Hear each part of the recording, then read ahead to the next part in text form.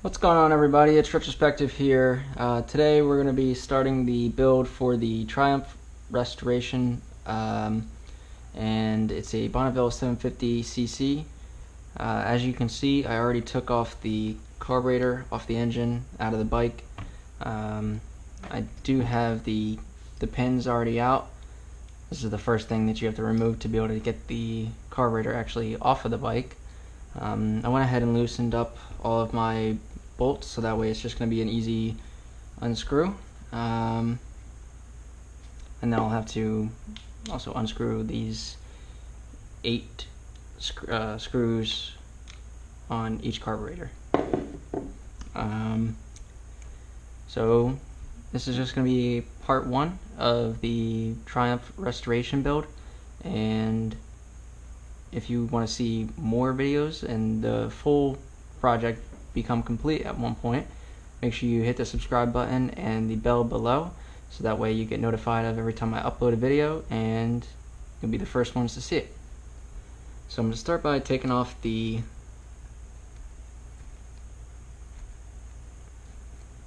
flow port. That's what I'm going to call it, because I don't know what it's actually called. I don't actually work on mechanical things. I work on electronics, and I don't really know much about engines. So if you can tell me what this is called, please leave it in the comment below. And if you want to just give me some tips and tricks as you're watching this video, also leave a comment and be sure to give me some feedback and support. So I went ahead and already loosened these bolts up, so that way I can just twist them off with my fingertips. And I'm not really sure what I'm supposed to be expecting out of here, but maybe some fluid will drain out or something. But once I take it all apart, I expect it to be a big mess. Let's see, the next thing, I could take these off. These are already loosened, but I'd rather just keep it together just for ease of them both being the right way up when I need it to be, or both in the same position whenever I need them to be. So I'm just going to move these off to the side for now. This is very sticky. I'm just going to be buying a new whatever this is set, and I actually already have new fuel valves, because the ones that I took off the bike before actually broke while I was testing to see if one of them would work. It snapped, and I had to buy new fuel valves anyway. So I'll buy a new one of this, and I won't have to clean this all out. I won't be using that tube for sure, and I'll get all new tubes, new ports, and new plugs to go in here. This I can probably clean out pretty good for both of them. There's some residue in there, but that shouldn't be too hard to clean out. Just get a metal brush, scrub it out real good. You can see some residue on my fingers.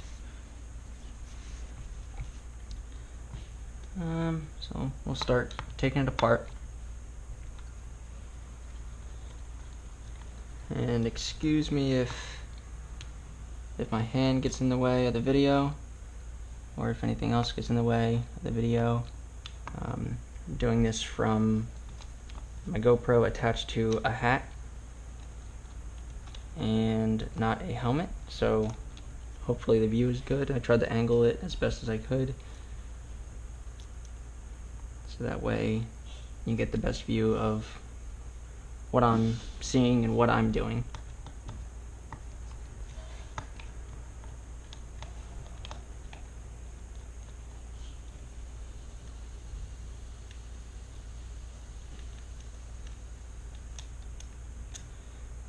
Again, this Triumph, this motorcycle sat in the garage for 37 years and hasn't been touched since, so this is the first time these are actually being opened up, most likely since the motorcycle was ever purchased. There most likely wasn't a reason for the original owner to pop off the carburetors and take them apart. But today we're going to be doing that to make sure that everything gets cleaned inside properly, everything gets restored and in proper working condition. That one's really, not sure if you can see it or not, but it has a lot of residue on this one.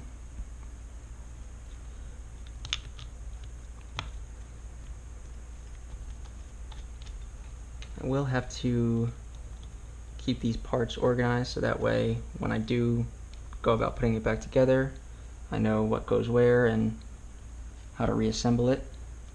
I'll most likely watch this video backwards just to make sure that I am doing things correctly when I put it back together.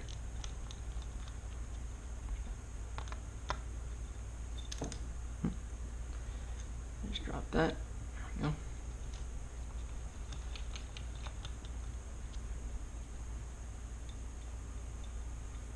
Alright. So time to pop these open if I can, which it looks like they come off pretty easily. Not sure what that is. The gasket, the gasket is rock hard and actually stuck to this the casing.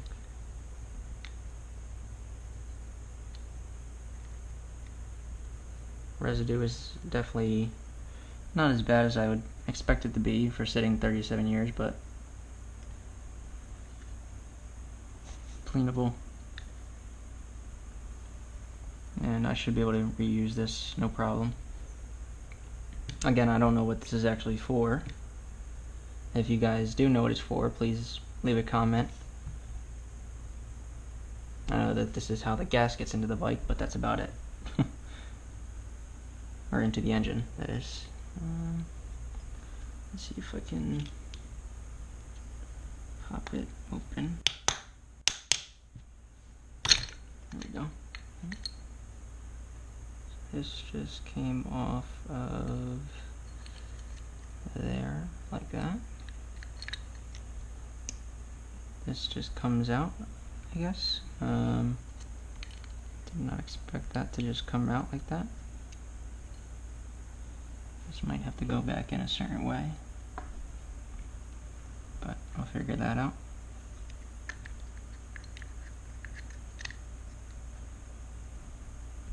The gasket actually got stuck to that side this time. A little bit easier to remove than this one, but again, rock hard. Is actually feels like plastic. I'm not sure if you can hear that. You should be able to. It feels like plastic. So I mostly have to get 2 new gaskets. I'll be getting definitely a new one of these. Let's see. Now taking this apart, I want to be careful because I'm not exactly sure what else is going to be inside of here. Looks like these, oh okay, there's bolts here and here, or nuts here and here. So if I loosen these nuts, these will come out. I'll be able to clean that. These will most likely fall through, and I'll have to clean those as well on the inside here. Not exactly sure what these 2 little screws are for, but we can try to open it.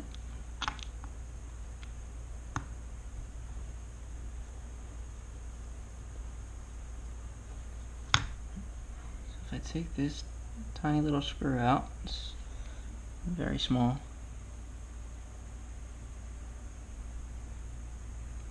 Not entirely sure of the purpose of that, but I'm sure it does have a purpose. One of you guys can tell me in the comments what it is.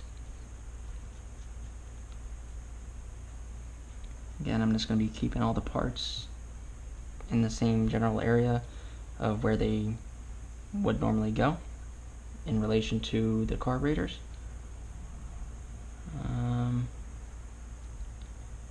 So that way it's a little bit organized, since I don't entirely know what I'm doing.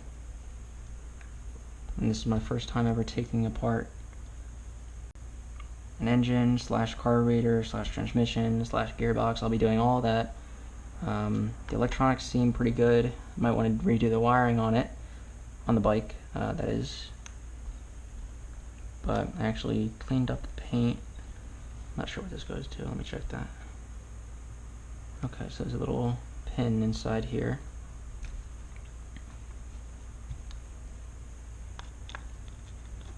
I take this out. That pin, yep, that pin comes out.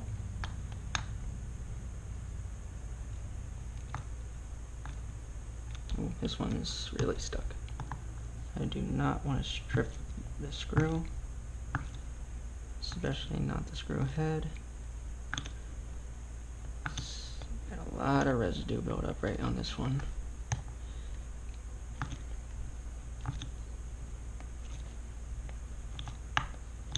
You can see how much this one is fighting me.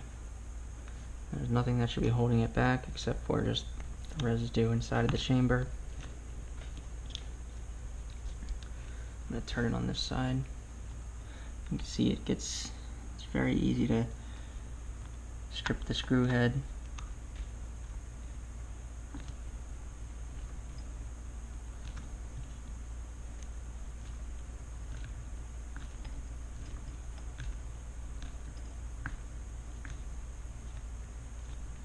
Wow, look at all the gunk coming out of there. That's residue. That just came out of there. That's a big glob. And there's some more coming out. So yeah, that's definitely what was holding it in place like that. That residue. So I'll definitely be cleaning all this out. This is all definitely all going to need to be cleaned. Next part would be the, I don't know what this is, but I'll take that apart next. And I'll most likely be doing that in one of the next videos. I'll be taking apart, I guess, these right here. I'll be taking apart whatever these are in the next video. If you guys want to give me some hints on how to do that or tips on how to do that, I'll do that in the next video. These I'll take apart real quick if I have the tool for it. There's no way. I'm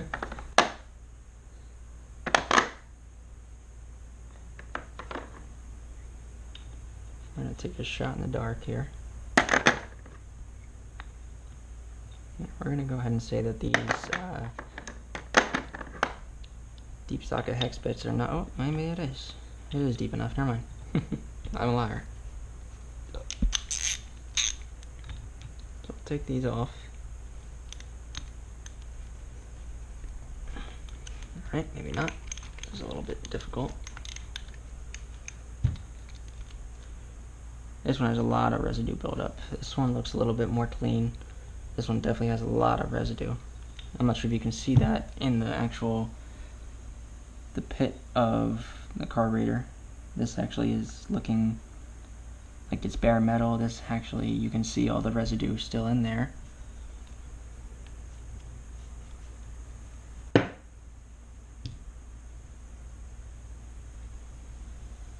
Again, everything needs to be kept in a certain place so that way I know where it goes back when I put it back together.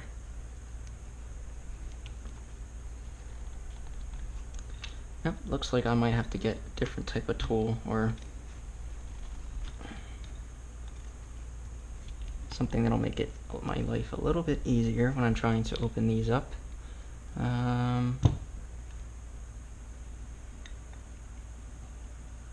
This one looks like it's kind of not corroded, but you can definitely see the residue on this one. This one's going to give me a really hard time. This one not so much. Should be able to crack it open with an impact gun. This one I might have to try to clean out as best as I can before cracking it open. Otherwise I might strip the bolt and not be able to take this out. So I will have to be careful with this, and I will see you in the next video.